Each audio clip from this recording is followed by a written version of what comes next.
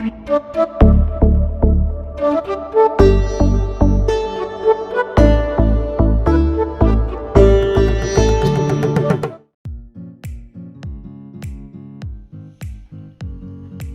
Friends, 5 colours of travel के इस नए व्लॉग में आपका स्वागत है।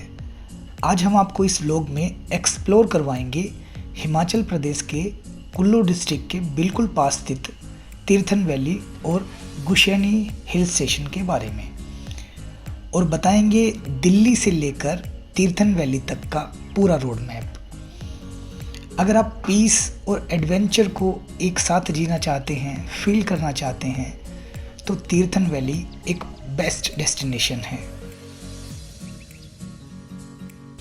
तीर्थन वैली जाने के लिए आपको दिल्ली से लगभग 500 किलोमीटर का डिस्टेंस तय करना पड़ेगा। हम इस खूबसूरत डेस्टिनेशन के लिए सुबह 10 बजे के करीब दिल्ली से निकले, और जैसे ही दिल्ली से निकले नेशनल हाईवे 1 पर थोड़ी ही दूर चलते ही सिंघू बॉर्डर के पास हमें हैवी जाम का सामना करना पड़ा, क्योंकि यहाँ रोड कंस्ट्रक्शन का काम चल रहा है। इसलिए आप जब भी यहाँ से गुजरें 20-25 मिनट एक्स्ट्रा लेकर चलें, क्योंकि यहाँ जाम लगना रोज़मर्रा की बात है। और हाँ, दिल्ली से तीर्थन वैली गुशैनी तक का सफ़र लगभग 15 से लेकर 16 घंटे तक का है। इसलिए सफ़र मुश्किल ना हो, हमने करनाल के पास रुककर एक ढाबे पर लंच करना मुनासिब समझा। आप भी अपनी ड्राइविंग के हिसाब से एक स्टॉपेज ले सकते हैं।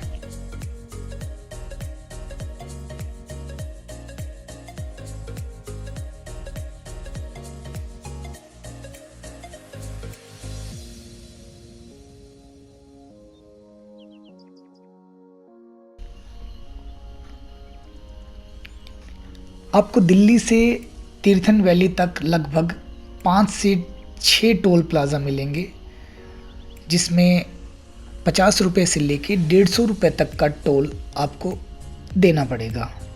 हाँ, अगर आपको समय बचाना हो तो अपनी गाड़ी पर फास्टैग स्टिकर अवश्य लगवा लें। दोस्तों, वीकेंड के कारण हमें जितने भी टोल प्लाज़ा रास्ते में आए, लगभग सभी पर गाड़ियों की लंबी लंबी लाइनें दिखाई दी। क्योंकि हम वीकेंड पर निकले थे, इसलिए हाईवे पर कुल्लू मनाली की तरफ दौड़ती गाड़ियां देखकर ऐसा लग रहा था जैसे हर कोई पहाड़ों में सुकून ढूंढने के लिए निकल पड़ा हो।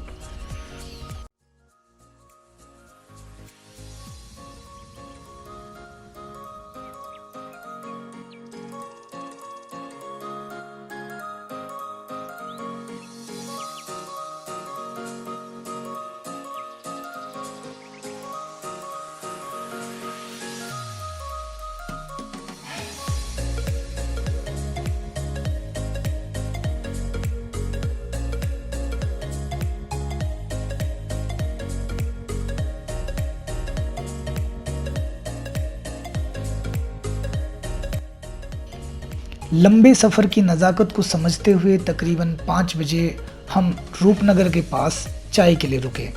अब जैसे ही अम्बाला से मनाली हाईवे लेंगे, अम्बाला से आप बिलासपुर की तरफ जाएंगे तो आपको खरड़ होते हुए रूपनगर के पास पहुंचेंगे।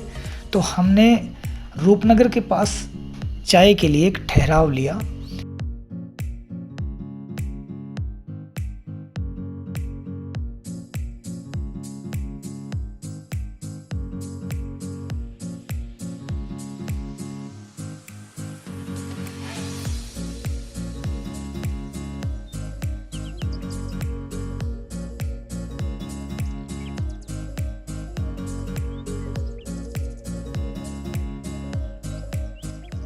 इसके बाद जैसे जैसे पहाड़ों पर चढ़ते जा रहे थे, मौसम तेज़ी से बदल रहा था। पहले तेज़ हवाएं, फिर बारिश। माहौल भले ही खुशनुमा हो, पर पहाड़ों पर रात के समय, वो भी बारिश में, ड्राइविंग करना थोड़ा मुश्किल हो जाता है। रात के 9 बजे तक हम सुंदरनगर के करीब पहुंच चुके थे। बिलासपुर को हमने क्रॉस कर लिया था, और बिगड़ते मौसम की नज़ाकत को देखते हुए हमने सुंदरनगर से थोड़ा पहले एक होटल ले लिया और डिसाइड किया कि आगे का लगभग 100 किलोमीटर का सफ़र हम सुबह ही तय करेंगे। हम सुबह नेचर का आनंद लेने के लिए थोड़ा जल्दी उठे, सिर्फ चाय पी और बिना ब्रेकफास्ट किए 7 बजे तीर्थन वैली की ओर निकल गए, यह सोचकर कि अगले 3 घंटे में हम अगला सफ़र तय कर लेंगे और आराम से तीर्थन वैली जाकर ब्रेकफास्ट करेंगे।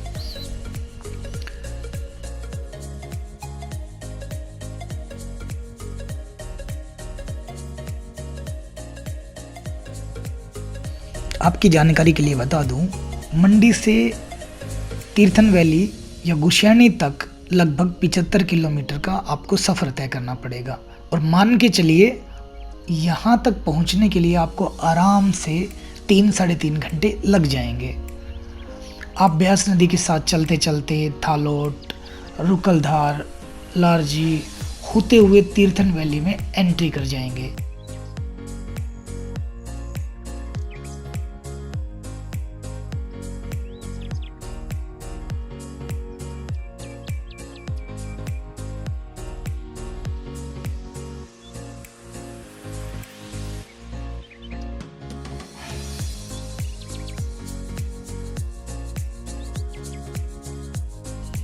मंडी से तकरीबन 10 किलोमीटर मनाली हाईवे पर एक जगह एक खूबसूरत सा नेचर पॉइंट दिखाई दिया, जहां बहुत सारे टूरिस्ट रुके हुए थे फोटोग्राफी और वीडियोस के लिए। ट्रैवलर रुके हुई थी, गाड़ियां रुकी हुई थी, तो हमने वो माहौल देखा और हम भी वहां एक हल्का सा स्टॉपेज ले लिया ताकि थोड़ा सा नेचर का आनंद लिया जा सके।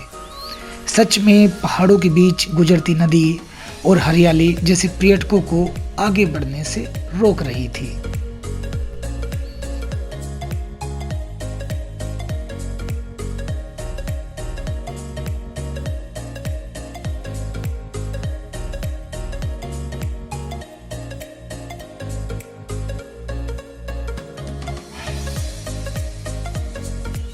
आप जब भी कुल्लू मनाली या तीर्थन वैली की ओर जाएं, रात के समय सफ़र से बच सकते हैं, क्योंकि मंडी से कुल्लू तक हाईवे का काम इस समय बहुत ज़ोर शोर से चल रहा है।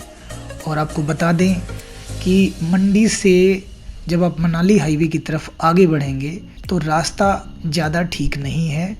बहुत जगह पैचेस लगे हैं, बहुत जगह क्योंकि हाईवे का काम जारी है, इसलिए आपको रास्ता काफ़ी ख़राब हालत में मिलेगा। इसलिए अगर आप कोई फालतू का रिस्क नहीं लेना चाहते तो सुंदरनगर या उसके आसपास रात को ठहर सकते हैं, वहाँ थोड़ा रेस्ट कर सकते हैं और सुबह बिल्कुल फ्रेश होकर आप तीर्थन वैली के लिए निकल सकते हैं। हम तो आपको यही सजेस्ट करेंगे, क्योंकि बीच में कई जगह रास्ता कुछ ज़्यादा ही ख़राब है और सड़क भी सिंगल लेन है। दरअसल तीर्थन वैली का नाम आता है तीर्थन नदी से, जिसके साथ साथ यह घाटी दूर तक फैली हुई है, जहां से आपको कुदरत की खूबसूरती के बेहतरीन नज़ारे यह सोचने पर विवश कर देंगे कि आप सही में जन्नत में हैं। तीर्थन वैली में एंट्री करते ही एक बड़ा सा गेट आपका इस सुंदर घाटी में वेलकम करता दिखाई देगा और यहीं से शुरू हुई हमारी एक छोटे से प्यारे से हिल स्टेशन गुशाने की कभी ना भूले जाने वाली यात्रा।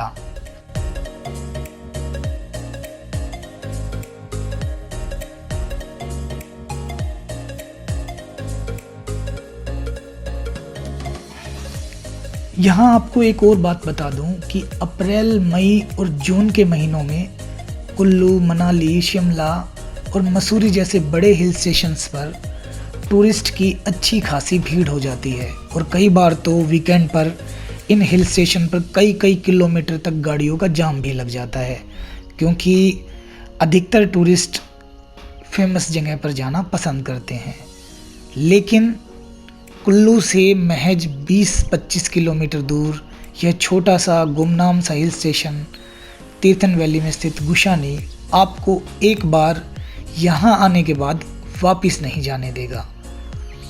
खूबसूरत और ऊंचे ऊंचे पहाड़ों की तलहटी में बहती तीर्थन नदी आपको यहाँ कुछ दिन ठहरने पर जरूर विवश कर देगी।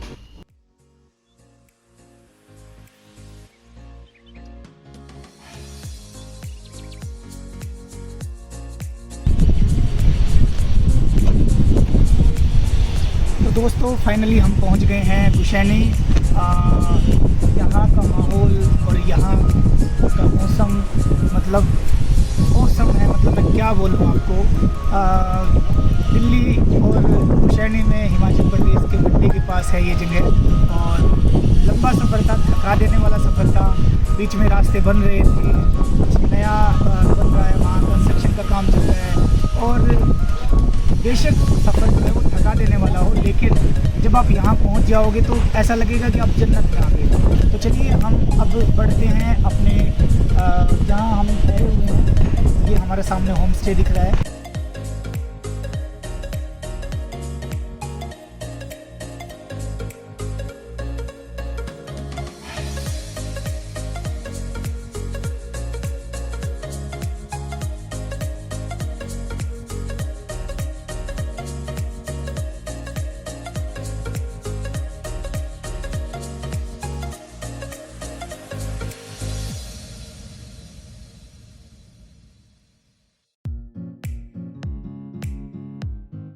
भले ही गुशानी और तीर्थन वैली अभी कोई फेमस हिल स्टेशन नहीं है, लेकिन यहाँ के व्यू देखने काफ़ी सारे टूरिस्ट यहाँ आने लगे हैं।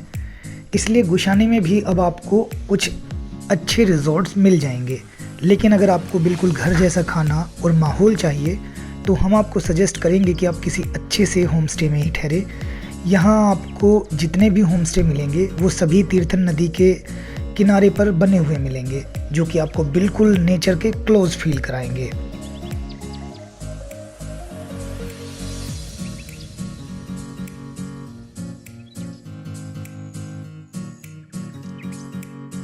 अगर इनके रेट की बात करें तो यहाँ आपको आसानी से 1500 रुपये से लेकर 2500 रुपये में कंफर्टेबल रूम मिल जाएंगे, जिसमें आपको तमाम तरह की सुविधाएं मिलना गारंटेड है।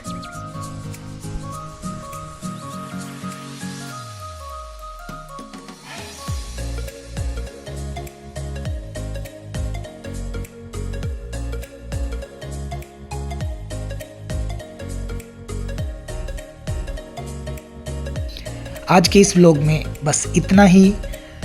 इसके अगले पार्ट में हम आपको रूबरू करवाएंगे गुशानी और तीर्थन वैली के कुछ ऐसे सुंदर पॉइंट से, ऐसे बेहतरीन डेस्टिनेशन से, वाटरफॉल से, जो कि वहाँ छोई वाटरफॉल है, बहुत फेमस है, उससे, और किस तरह आप ट्रैकिंग करके खूबसूरत सी जगह का आनंद ले सकते हैं, हम आपको बताएंगे अपने गुशानी तीर्थन वैली के पार्ट 2 में। तब तक खुश रहिए, स्वस्थ रहिए, मुस्कुराते रहिए और चैनल को सब्सक्राइब करना बिल्कुल भी ना भूलिए। नमस्कार।